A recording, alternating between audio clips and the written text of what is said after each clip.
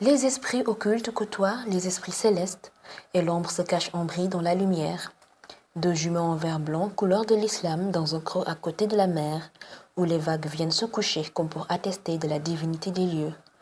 L'astre doré couchant, s'ajoutant aux contemplations, chaque roche au-dessus de la mer. Un mélange de douceur, brume et de la sérénité habite les lieux. Le muezzin appelle à la prière, les fidèles répondent. Au sein de la mosquée repose aussi le fondateur des lieux, Mohamed Seyni Gueye, un homme béni de Dieu qui a voué toute sa vie à la réalisation de ce qu'il considérait comme une mission possible, malgré les improbabilités apparentes de la réalisation du chef-d'œuvre mythique. La nuit du jeudi 28 au vendredi 29 juin en 1973, nee na mu tëdd ba diggu guddi am lu ko yee ci baatin jëmmam nekk leer daal di jug nee na bu mu jugee mu dégg kàddu gu ne ko siggil nga xool asamaan ca noonu nee na mu siggi xool asamaan waaye ba mu siggee xool asamaan nee na mu gis maquette juma bu ñu affiché première asamaan nee na mu dégg kàddu gu ne ko topp ko dañ koy wàcc nee na mu daal di génn këram ci baatin topp ko nee na maa ngi xool ci kaw jàkkaarloog moom mu nekk leer sama jëmm topp ko ma topp ko di daw jumaa ji di jeexu di wàcc di jeexu di wàcc mel ne parent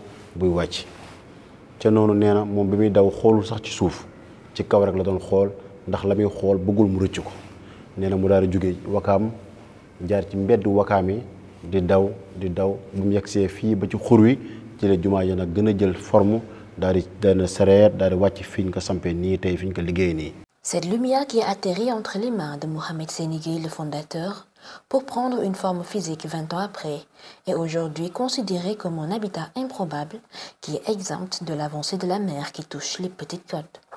C'est un lieu de vénération qui réunit toutes les confréries du Sénégal dans une seule et unique mosquée.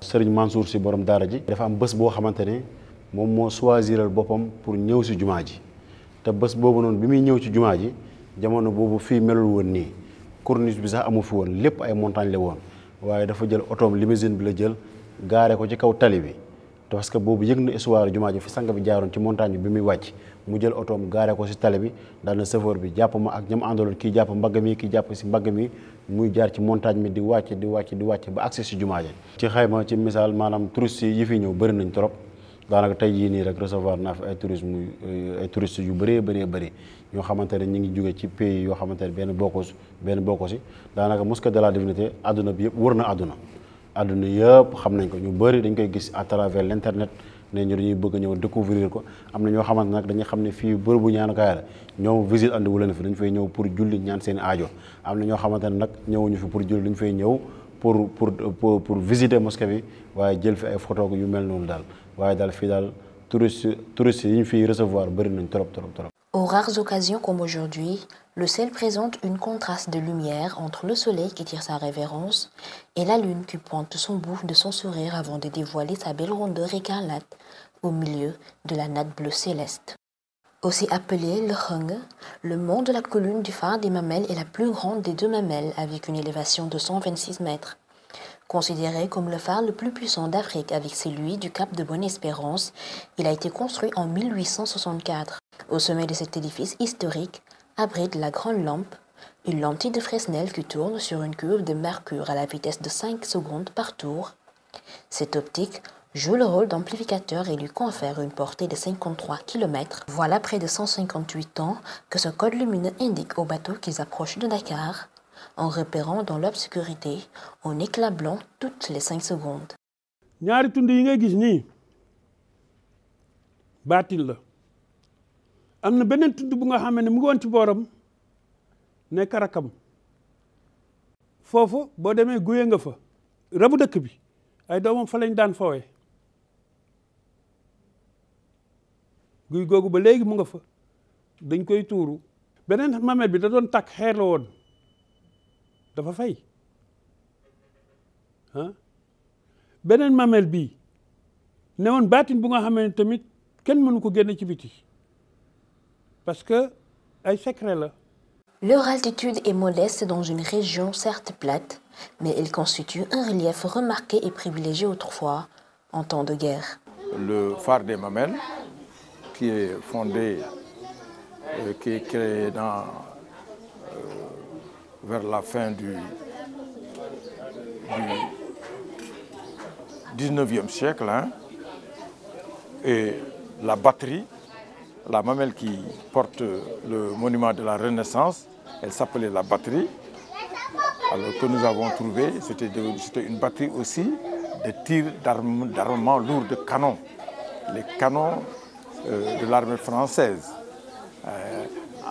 anti-maritime. Donc c'était des canons qui étaient là pour surveiller la façade maritime. Ces mamelles, c'était pour maintenant baliser la côte, toute la côte de l'ouest de l'Afrique de l'Ouest avec les bateaux qui quittaient la métropole française pour arriver au Sénégal, n'est-ce pas? Donc il y avait le grand phare des mamelles qui était très imposant d'ailleurs, qui permettait d'orienter les bateaux dans leur navigation la nuit, n'est-ce pas? Idéalement situé au bord de la mer et au pied des collines des Mamelles, Ouakam est rapidement devenu une zone de prédilection pour l'administration coloniale. Ces derniers y avaient installé beaucoup de camps militaires. Il y a le camp du gaz, du groupement aérien sénégalais, qui à l'époque s'appelait le Galtom du temps de l'armée française. Il y avait là où le quartier des Mamelles, en allant vers Ngor, il y avait une antenne aérienne militaire là-bas. Il y a le camp Leclerc, parce que ça fait partie de Ouakam ça aussi. Hein. Le camp Leclerc, derrière la piste, en allant vers Kharial. La pyrotechnie militaire, à côté de Cité Kergorgui. Le plus grand dépôt de munitions de l'armée française qui a été cédé à l'armée sénégalaise qui était là-bas, c'était un camp militaire. Donc Ouakam était essentiellement militaire depuis l'époque coloniale. Sur une altitude qui offre une brise marine, autrefois appelée la batterie, un groupe monumental imposant défie les nuages. Symbole de la dignité du continent africain, le monument de la Renaissance africaine représente une Afrique sortante des entrailles de la terre, quittant l'obscurantisme pour embrasser la lumière. L'homme aux muscles saillants, jaillissant du cratère d'une des collines des Mamelles, porte sur son bras gauche un enfant, tout en enveloppant de l'autre une femme. Tous font face au soleil et représentent une ouverture au reste du monde. C'est le monument de tous les superlatifs, une force de propulsion et d'attractivité dans la grandeur, la stabilité et la pérennité de l'Afrique. Nouveau lieu de tourisme et de culture, le monument de la Renaissance africaine accueille chaque jour des touristes venus d'un peu partout dans le monde. Le phare des Mamelles, le monument de la Renaissance africaine, la mosquée de la divinité, des structures au fort potentiel touristique et économique. Le potentiel économique existe bel et bien au niveau du phare des Mamelles, au niveau d'autres infrastructures structurelles qui sont en train d'être créées dans Ouakam, telles que les hôtels et tout, l'hôtel Kharafi et tout ça. C'est des potentiels économiques. Le monument de la Renaissance pouvait apporter, mais il faut de l'imagination et de la créativité au niveau des individus d'abord, mais au niveau des différentes structures de la collectivité pour pousser les gens à bénéficier et à intervenir pour en tirer le maximum de profit et de bénéfices.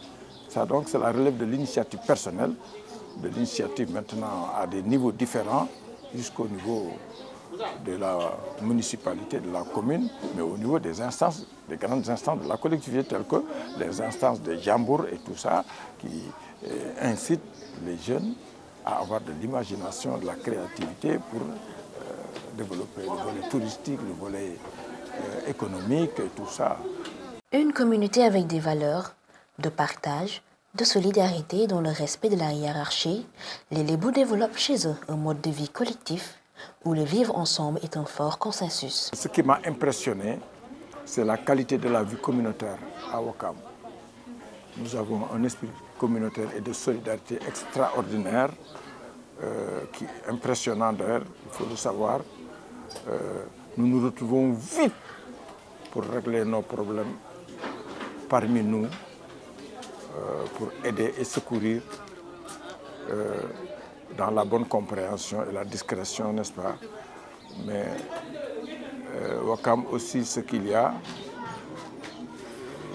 ce qu'il y a, c'est comme nous l'avons ici, vous le voyez dans Ndiobène, vous avez vu tous les enfants, vous ne pouvez pas savoir qui est la maman de qui est le papa de qui dans la concession de Ndiobène. Quand un repas est terminé, quand un repas est prêt, alors tout le monde peut aller manger dans ce même bol-là avant que d'autres ne finissent de préparer leur repas. Ça, je l'ai vécu dans ce village de Ouakam-là. Alors donc, c'est extraordinaire, c'est impressionnant.